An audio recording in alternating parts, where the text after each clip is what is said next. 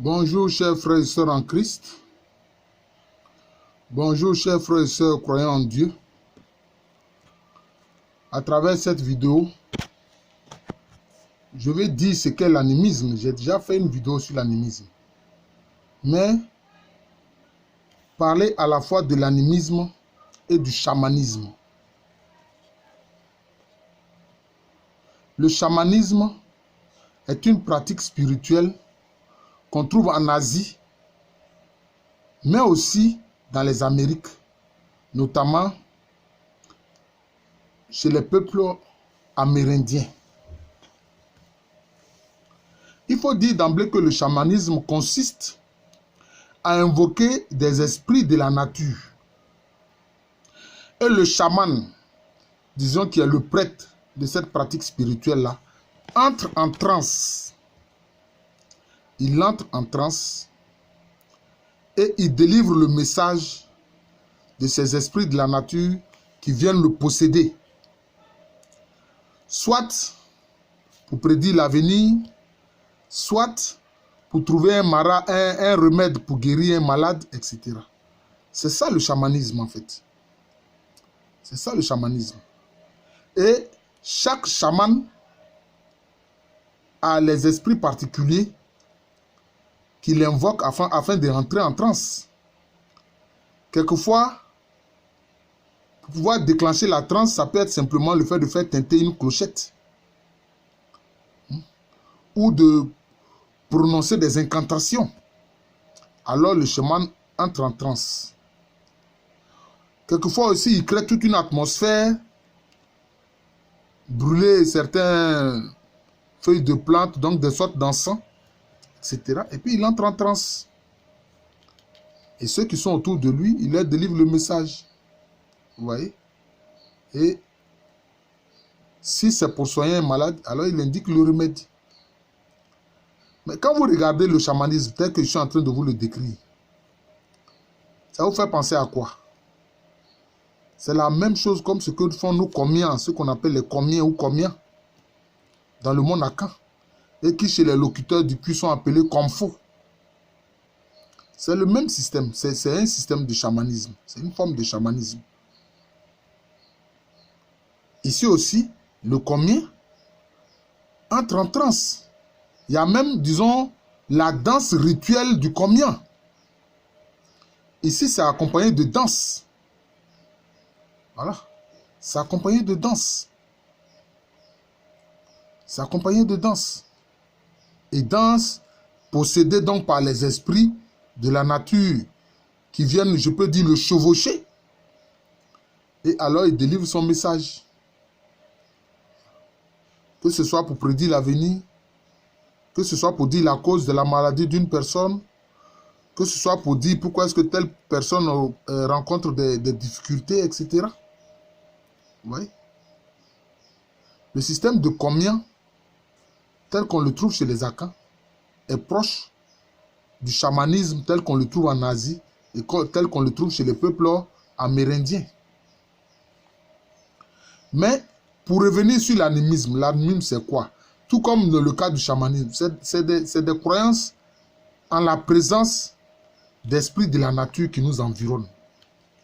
Ces esprits de la nature sont divers.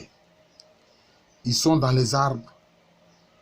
Ce sont des esprits qui sont dans des arbres, qui ont pour domaine les arbres, qui ont pour domaine des reliefs, c'est-à-dire des montagnes, etc., des collines,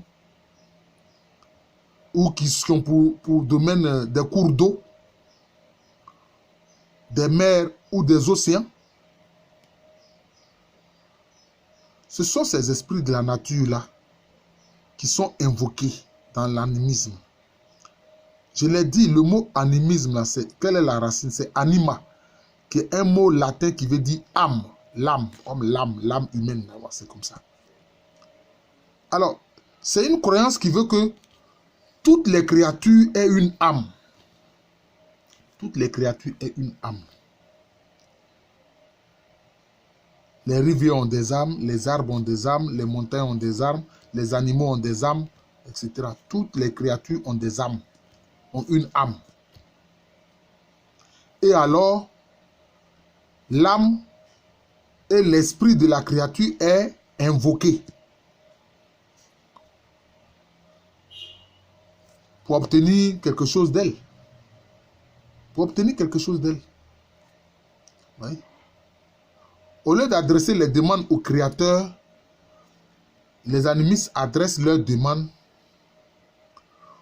à l'âme et à l'esprit qui habitent la créature. Que ce soit l'âme et l'esprit qui habitent l'arbre, l'âme et l'esprit qui habitent la montagne, l'âme et l'esprit qui habitent la rivière ou le fleuve, etc. C'est ça l'animisme. Mais le fait de croire que toute créature est animée d'une âme et d'un esprit, ça ce n'est pas faux, ça c'est vrai. Je l'ai expliqué dans ma première vidéo sur l'animisme. Je l'ai expliqué. Parce que chaque créature est le produit de la parole de Dieu, puisque Dieu crée par la parole. Et la parole de Dieu est vivante. C'est pour ça que chaque créature est vivante, ayant une âme et un esprit. Vous voyez? C'est pour ça qu'on a vu Jésus s'adresser au vent et à la tempête et aux vagues de choses de la mer de Tibériade. Hein? Quand il était couché à l'arrière de la barque et qu'il dormait, et qu'il y avait la tempête et les vagues qui montaient, qui s'élevaient, ses disciples, ses apôtres ont eu peur, ils l'ont réveillé, ils disent, mais Seigneur, nous périssons. Il s'est adressé au vent et à l'eau pour dire, silence, du calme, taisez-vous. Vous voyez? Le Seigneur lui-même, lui qui est leur créateur, il l'a vu.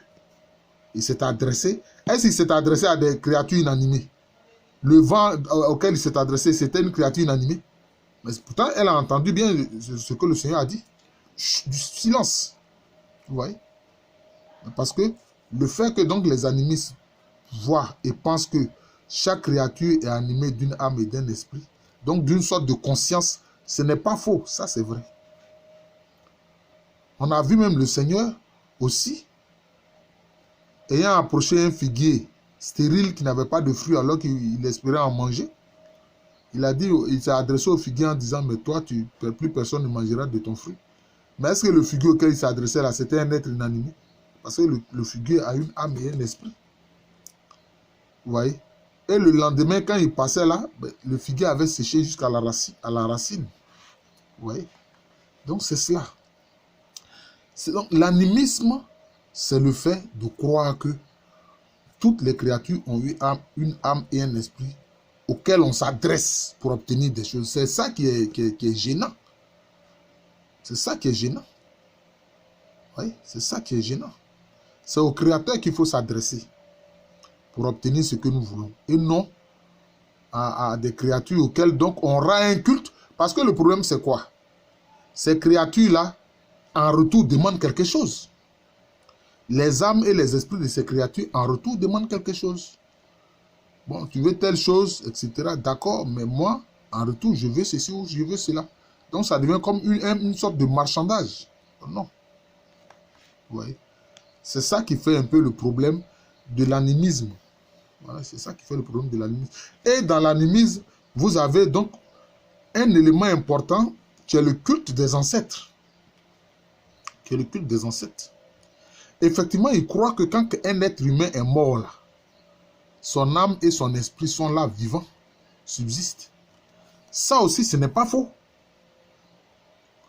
Mais ce n'est pas une raison pour rendre un culte aux morts, aux ancêtres. Mais évidemment, beaucoup de peuples faisaient la différence entre les simples morts et puis les ancêtres. Parce que même si tu es mort, tu as une âme, tu as un esprit, mais tu étais quelqu'un qui te comportait mal dans la société, on ne t'érige pas en ancêtre.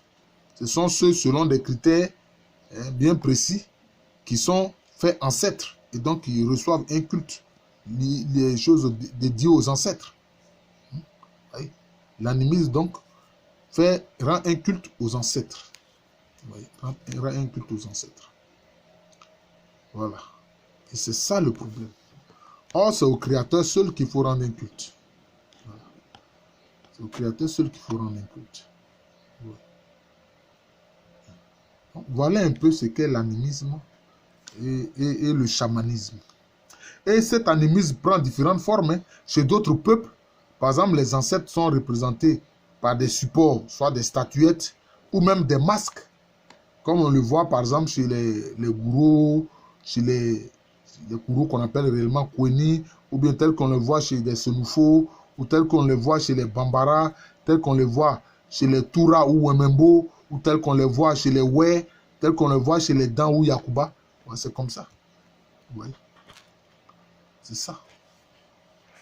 Derrière le masque, il y a un esprit, souvent un esprit d'ancêtre, mais ça peut être un tout autre esprit. Oui, dans le cas du masque. Mais en général, ce sont des esprits d'ancêtres ou d'initiés à la culture du masque qui sont décédés. Voilà. Et qui sont représentés par ce masque-là, qui est porté par quelqu'un qui lui est encore vivant. Alors l'esprit et l'âme de cet initié décédé-là, alors se manifeste à travers ce masque-là. Vous voyez, c'est comme ça. Je vous remercie. Je suis le frère Jean de l'amour de Jésus. Moi, en tant que disciple du Christ, j'ai dit, il faut s'adresser au Christ, il faut s'adresser à Dieu, et non pas à ses créatures. En principe, celui qui est rempli du Saint-Esprit et revêtu de Christ, lui, commande aux esprits, il leur commande. C'est ça la différence. Il ne les supplie pas, de lui donner quelque chose. Non, il leur commande. Il commande. C'est ça la différence. Donc, je suis le frère Jean de l'amour de Jésus. C'est mon nom spirituel. Et à l'état civil, je suis le professeur Allo Kwame René. Merci encore et bonne journée à tous.